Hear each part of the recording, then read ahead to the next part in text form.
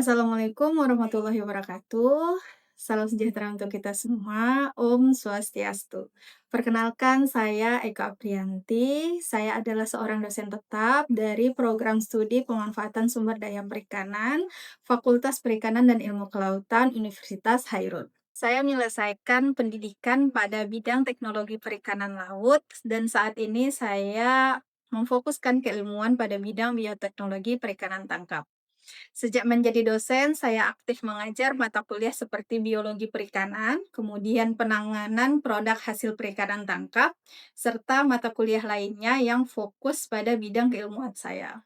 Sebagai seorang dosen, saya berkomitmen untuk menjalankan tridharma perguruan tinggi secara seimbang, baik dalam aspek pendidikan, penelitian, maupun pengabdian kepada masyarakat. Pada kesempatan kali ini, izinkan saya untuk mengajar pada mata kuliah biologi perikanan dengan pola penyampaian DIA, yaitu Delivery, Interaction, dan Assessment. Nah, mata kuliah ini merupakan mata kuliah wajib bagi mahasiswa semester 4 dengan bobot 3 SKS. Nah, mata kuliah ini juga membahas tentang sejarah kehidupan ikan, baik dari segi reproduksi, kemudian ada tercakup di dalamnya seksualitas, tingkat kematangan guna, fekunditas, pemijahan, perkembangan larva, serta membahas pertumbuhan, umur, kemudian kebiasaan makan ikan, tingkah laku ikan, proses fisiologi ikan, dan pengantar dinamika populasi ikan. Adapun CPNK yang diharapkan yaitu mahasiswa atau adik-adik sekalian mampu menjelaskan dan menganalisis aspek ekologi ikan yang tercakup di dalamnya kebiasaan makan, pertumbuhan, umur, dan ruaya melalui metode yang relevan. Sistem penilaiannya dirancang secara struktur yang mencakup dua komponen besar, yaitu penilaian proses sebesar 60% dengan bobot 60% yang mencakup sikap, partisipasi aktif, aktivitas perkuliahan, tugas terstruktur, kuis, dan laporan praktikum. Dan yang kedua yaitu penilaian produk sebesar 40% yang mencakup ujian tengah semester dan ujian akhir semester. Nah, dari seluruh kegiatan perkuliahan ini, pembelajaran itu dilaksanakan sebanyak 16 kali pertemuan secara tatap muka, yang termasuk di dalamnya ujian tengah semester di pertemuan ke-8 dan ujian akhir semester di pertemuan ke-16. Nah, mengakhiri pernyataan diri ini, selanjutnya saya tayangkan video cuplikan video pengajaran pada mata kuliah biologi perikanan, khususnya topik bahasan untuk pertumbuhan ikan yang dilangsungkan pada pertemuan ke-10. Selamat menyaksikan. Assalamualaikum warahmatullahi wabarakatuh. Waalaikumsalam warahmatullahi wabarakatuh. Wah, semangat semua. Semangat. Gitu dong. Hari ini kita berjumpa lagi di siang hari, ya. Semuanya masih semangat, kayaknya sudah makan siang. Sebelum kita mulai perkuliahan, saya mau absen. Ya.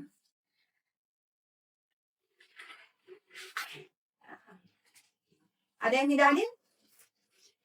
Sap, ada? Oh tidak, kalau tidak ada berarti di apa? Oke. Sebelum itu, kita sudah pertemuan ini adalah pertemuan ke-10. Jadi ada pertemuan 9, kita menghubungkan tentang biologi perikanan. Nah, ini salah satunya adalah pertemuan ikan. Nah, materi pada kali ini itu tentang pertumbuhan ikan. Saya harapkan mahasiswa semuanya mampu menjelaskan konsep pertumbuhan. Jadi kalau pertumbuhan itu ada yang ke atas, ada yang ke samping. Kalau saya tipenya ke samping, bukan ke atas. Serta terampil melakukan analisis pertumbuhan ikan. Ya, dan nanti siapa yang bisa menganalisis ikannya tumbuhnya ke samping atau ke atas. Jadi indikatornya dapat menjelaskan konsep pertumbuhan ikan, kemudian menjelaskan faktor yang mempengaruhi pertumbuhan ikan, faktornya apa saja, gitu ya. Mendeskripsikan pola pertumbuhan, kemudian ada pertumbuhan itu ada dua, alometrik sama isometrik. Nanti alometrik ada dua lagi, negatif dan positif. Kemudian ada terakhir melakukan analisis hubungan panjang dan berat. Jadi kita di akhir sesi di akhir perkuliahan nanti ya mungkin sekitar minggu depan kita praktikum ya. Nah, sebagai pendahuluan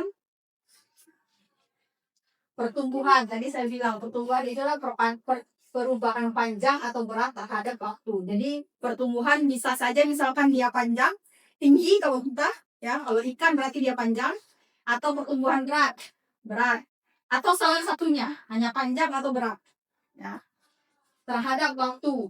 Kemudian ada juga pertumbuhan ini dia berhubungan dengan umur, ya. Misalkan contoh, kalian bilang anak bayi itu umurnya 17 tahun. Mungkin nggak? Nggak mungkin. Ya. Pasti dia umurnya kecil. Baru hidup. Gitu kan. Nah itu pertumbuhan dari ukuran. Kemudian ada struktur umur populasi. Jadi pertumbuhan ini bisa melacak segala rekrutmen. Rekrutmen itu ikan-ikan yang bisa ditangkap. Itu namanya rekrutmen.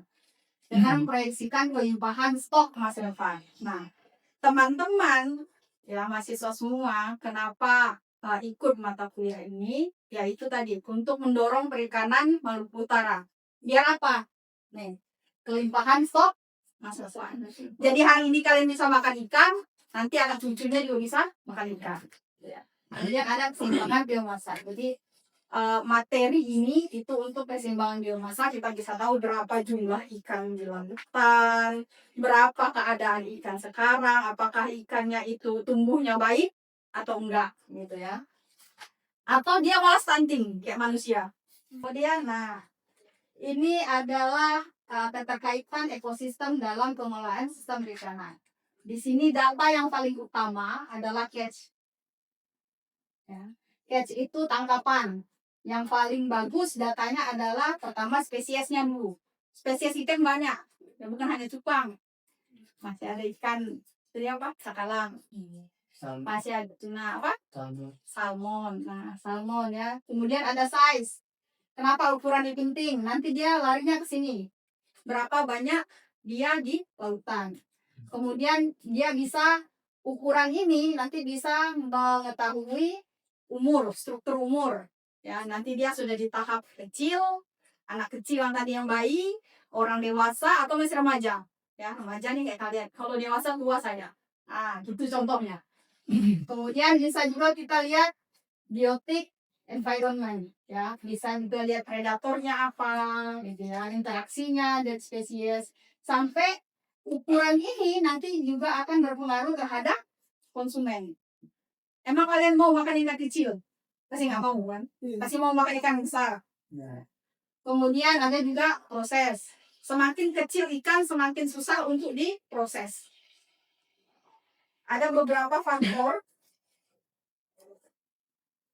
yang mempengaruhi pertumbuhan. Jadi ada 5 faktornya. Pertama, ketersediaan kualitas nutrisi. Contoh ya, ketersediaan kualitas nutrisi.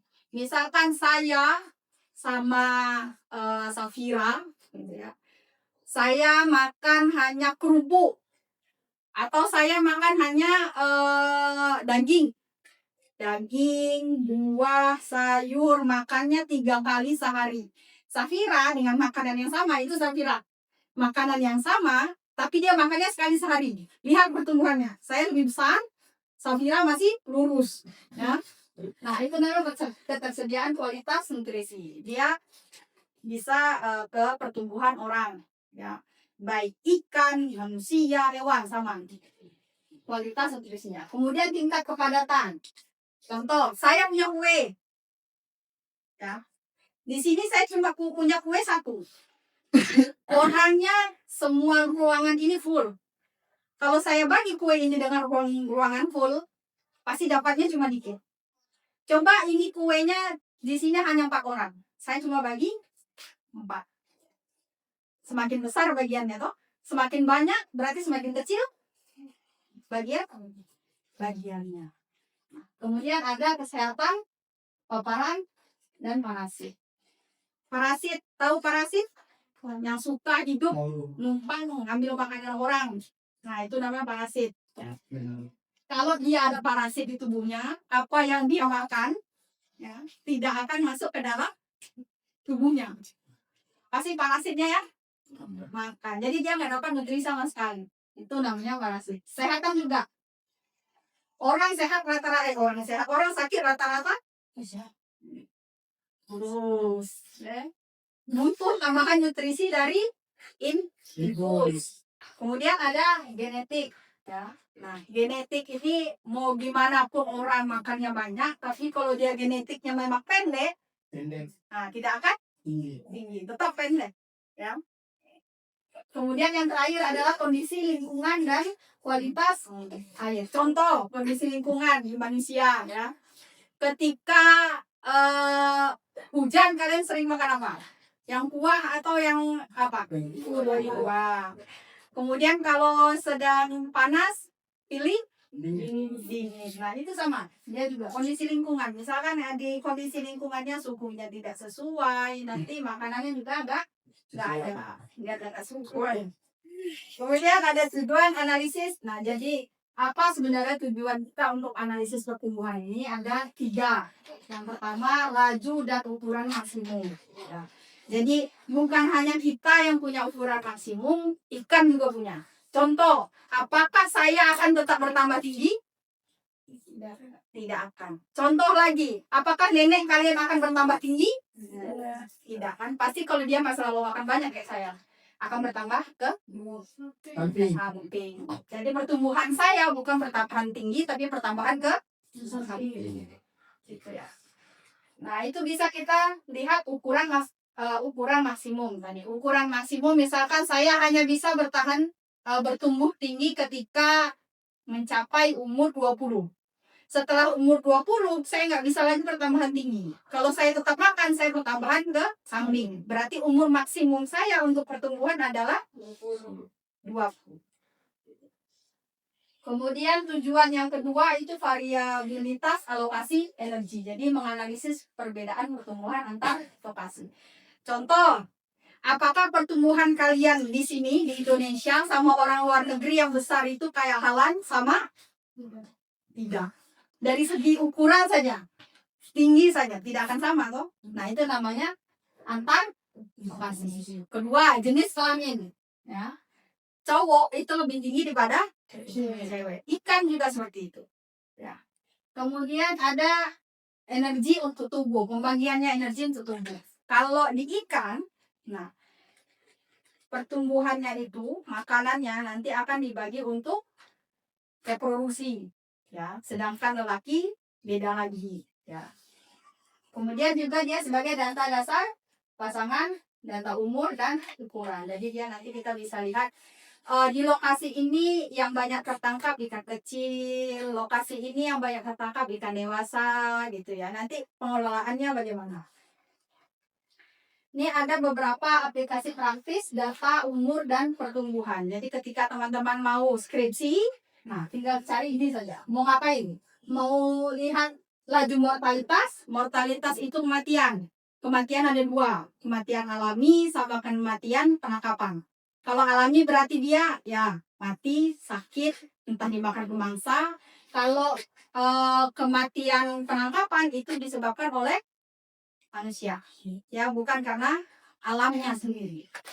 Kemudian ada penentuan umur matang tunas. Jadi bisa tentukan kapan dia dalam keadaan siap untuk bereproduksi. Ya.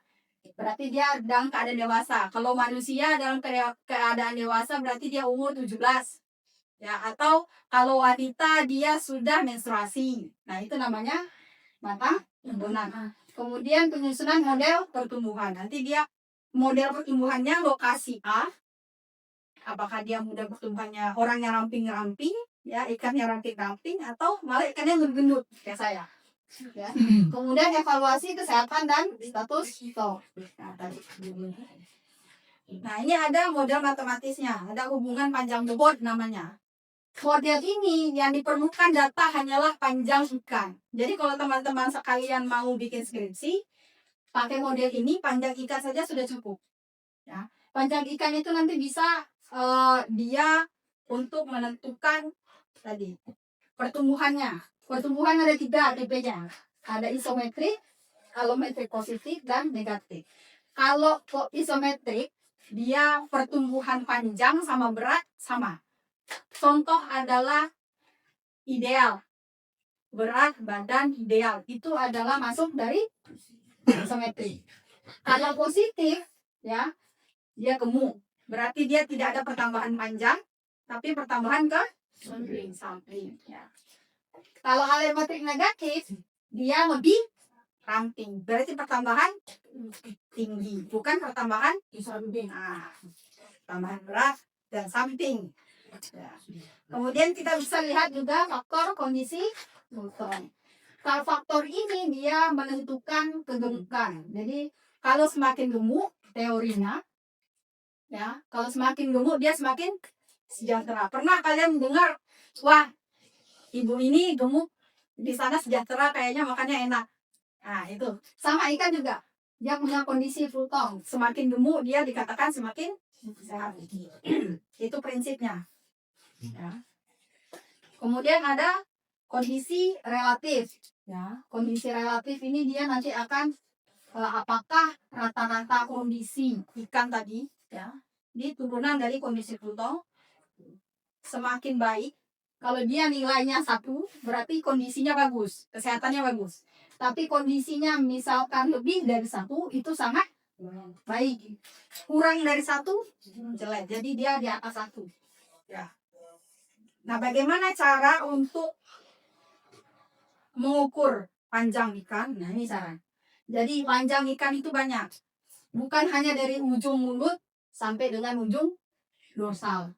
Dia ada sini. Ada total length. Total length berarti dari ujung mulut sampai ujung ekor. Yang paling ujung ini ekornya. Tapi kalau fork length itu dari mulut sampai yang ada pembatasan ekor dengan badan. Ya. Kemudian ada standard length. Fork length ada di sini, salah, maaf. Fork length ada di masih ada di ekor, tapi yang di bagian ujungnya. Kalau yang standar length baru di bagian dekat dengan badan. Itu ya. Itu nanti kita akan bahas di praktikum. Nah, kita studi kasus. Ya. Ini contoh nyata kalau panjang dan berat ikan itu bisa diaplikasikan dalam perikanan, pengelolaan perikanan. Ini contoh kasusnya sudah terbit, ya, bisa dicari di Google Scholar. Nah, ini ada komposisi ukuran yang tertangkap berdasarkan zona. Lihat nggak di sini? Di sini ada yang diarsir, protolan, sempenit, lemuru. Yang putih, sempenit, itu orang anakan, masih bayi. Kemudian yang diarsir ini, ya kalian, kelompok kalian, remaja. Kalau yang hitam, saya tua. Saya akui saya tua. Ya, hitam. Nah, dari ukuran ini, sebaran ukuran, kalian bisa lihat nanti. Oh, ternyata yang di bagian sini, ya, di bagian sisi sebelah utara, ya, itu lebih banyak ikan-ikan yang remaja, yang diarsir. Ternyata yang di sebelah sini, agak ke bawah, ya, selatan, dia banyak ikan lemuru dewasa. Kemudian yang di sini juga banyak ikan yang remaja. Ya, jadi kita bisa lihat habitatnya. Berarti kalau habitat yang di sini, dia sedang masa pemijahan. Pemijahan itu dia sedang mencari pasangan, dia sedang kawin, pemijahan. Itu namanya pemijahan. Nanti dia lahir di sini. Setelah lahir dia besar di sini, mencari makan dewasanya. Nanti pas mau kawin balik lagi dia ke sini. Nah, itu aplikasi data ukuran untuk melihat habitat ikan. Kemudian kita bisa juga lihat distribusi frekuensi panjang. Nah, sekarang pernah tahu dulu Ibu Susi Pujiastuti yang sering menenggelamkan kapal? Nah, itu ini basisnya. Kenapa dia mau menenggelamkan kapal? Dia nggak mau ikan-ikan yang ditangkap itu di ukuran kecil. Dia mau ikan yang ditangkap itu ukuran besar dan tercatat. Kalau nggak tercatat, contoh ini ya. Hari ini saya nangkap ikan 1 ton. Nggak saya catat. Padahal stok ikan di laut itu adanya 1,2 ton. Ya, saya untung nih hari ini. Kemudian Safira, ya, dia ambil ikan besoknya, ternyata Safira cuma dapat 200 kilo. Ya, Safira bilang, ibu, kenapa kok saya ambil hari ini cuma 200 kilo, sedangkan ibu kemarin 1 ton? Ya, saya rugi dong, gitu kan. Bertengkarlah saya sama Safira. Ya, kan itu urusan Allah gitu. Tapi bukan begitu. Semua dicatat agar kita bisa tadi mengetahui berapa banyak stok yang ada. Sehingga orang yang mau memanfaatkan itu tidak ada yang rugi, alam pun tidak rugi, kita pun tidak rugi. Itu contohnya. Nah, ini adalah frekuensi panjang ikan. Ya. Jadi kalau misalkan dia frekuensi yang tertangkap, ya kalian ambil data nih ke nelayan. Terus yang paling banyak tertangkap adalah ikan yang kecil. Ya, itu tidak boleh. Itu namanya IUU fishing. Ya, itu pelanggaran. Namanya IUU fishing. Nanti cari saja di internet apa itu IUU fishing. Ya. Ini tidak boleh dilakukan. Semakin banyak ikan kecil yang tertangkap, berarti sumber daya kita akan semakin habis. Itu contohnya. Nah, kemudian ini tadi ada pola pertumbuhan, ya. Ini adalah pola pertumbuhannya yang 3, 2, ya. 3 sama dengan orangnya ideal atau enggak, ya. Jadi di sini pola pertumbuhan ini bisa berkaitan dengan lingkungan perairan. Ini ngambilnya dari data satelit, gampang, ya. Dan ini contoh bahwa di setiap musim timur, musim peralihan, musim barat, ya, pola pertumbuhannya beda. Karena apa? Karena ini lingkungan perairan. Kalau lingkungan perairannya beda, pasti mereka akan beda konsumsi makanannya. Tadi contoh yang saya bilang, kalau misalkan orang dengan musim ini di sini sering hujan, pasti orang banyak makan makanan yang berkuah. Dibandingkan orang yang di daerah sana yang sedang musim panas. Pasti beda, nutrisinya juga beda, jenis makanan yang dia sukai juga beda. Nah, itu mempengaruhi tadi pertumbuhan gitu. Nah, ada yang ditanyakan?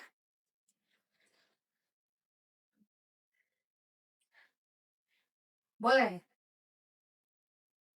Langsung saja saya ingin bertanya bagaimana pola pertumbuhan ikan dapat mendukung perikanan yang Bapak lakukan. Oke. Bagaimana pola pertumbuhan dapat Mendukung perikanan berkelanjutan.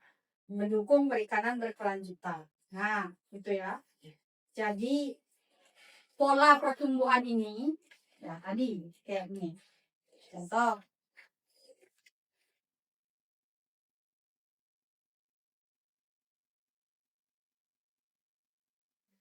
Nah, pola pertumbuhan ini yang makin banyak tertangkap, gitu ya. Kita bisa bikin di musim ini boleh nggak orang nangkap di daerah ini. Di daerah ini misalkan di daerah A yang paling banyak hidup adalah ikan-ikan kecil, gitu ya. Kemudian di daerah B yang paling banyak hidup adalah ikan kelompok yang besar, pertumbuhannya lebih bagus. Kalian rekomendasikan yang mana? Daerah A apa daerah B? B, jelas. Karena ikan A itu harus kita lindungi supaya dia nanti tumbuh lebih besar dan ukurannya lebih besar, kita makannya lebih enak. Nah, itu tadi. Pola pertumbuhan bisa kita masukkan ke dalam namanya rencana pengelolaan perikanan untuk mengetahui kapan kita bisa nangkap, berapa kuota yang bisa kita tangkap, ya, di mana saja kita boleh tangkap, kapan saja waktu yang tidak boleh kita menangkap ikan. Nah, itu contohnya. Ada lagi? Saya. Boleh. Assalamualaikum warahmatullahi wabarakatuh. Waalaikumsalam warahmatullahi wabarakatuh. Ini izin bertanya, apa efek pemanfaatan ikan secara berlebihan terhadap pola pertumbuhan ikan? Oke. Berlebihan. Contoh, saya jelaskan secara lebih mudah, lebih gampang. Ketika saya ambil ikan hari ini, ya, 1 kilo. Apakah ikan itu besoknya yang ada sekarang, dia melahirkan langsung ikannya berubah densa, perlu untuk waktu kan. Kita juga, kita dari umur 0 1 tahun ya, yang masih piyi, masih kalau kata orang Jawa tuh piyi. Kalau kita bilang tuh masih bayi, masih seukuran semeja ini, untuk jadi sebesar ini saya adalah 30 tahun. Nah, ikan juga punya waktu. Jadi misalkan kita ambil terus menerus ya, di ukuran, misalkan ukuran besar nih, ya memang kita ambil, bagusnya ambil ukuran besar. Tapi ukuran besar itu juga harus dikasih batasan. Biar apa? Indukannya itu masih ada untuk bikin anakannya. Ya, kalau misalkan indukannya hilang semua, kan nggak bisa juga dia melahirkan yang baru. Nah itu, jadi kita bikin pemanfaatan itu harus sesuai porsinya, tidak boleh berlebih. Kita harus sisakan indukannya biar dia bisa melahirkan anakan, dan kita harus menyisakan anakan untuk dia bisa jadi besar. Nah itu contoh. Ada yang menanyakan? Kalau tidak, kita punya tugas ya. Tugas ini untuk pertemuan selanjutnya masih tentang pertumbuhan. Dari pertumbuhan itu ada metodenya ya, jadi bukan pertumbuhan itu tentang akan terus tumbuh, tidak, tapi ada metode perhitungannya, ada form Lanfi, Gulan and Holt dan lain-lain ya. Nanti cari saja di Google Scholar jurnal-jurnal atau punya skripsi kakak tingkatnya, bikin ringkasan, kita kumpulkan dalam bentuk PDF dan dikumpulkan di minggu setelahnya ya. Kalau tidak ada pertanyaan, kita cukupkan. Oke? Oke. Terima kasih kepada seluruh mahasiswa yang telah hadir. Nah, untuk yang tidak hadir, mungkin boleh nanti disampaikan bahwa tugasnya apa. Kemudian juga bisa menghadap ke saya, kenapa tidak bisa hadir. Ya. Kita cukupkan. Wassalamualaikum warahmatullahi wabarakatuh.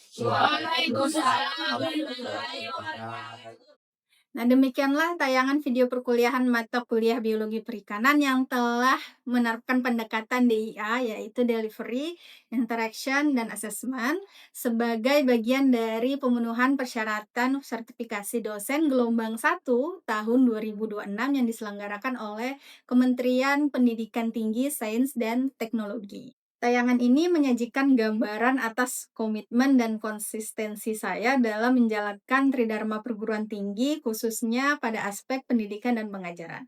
Terima kasih atas perhatiannya. Wassalamualaikum warahmatullahi wabarakatuh.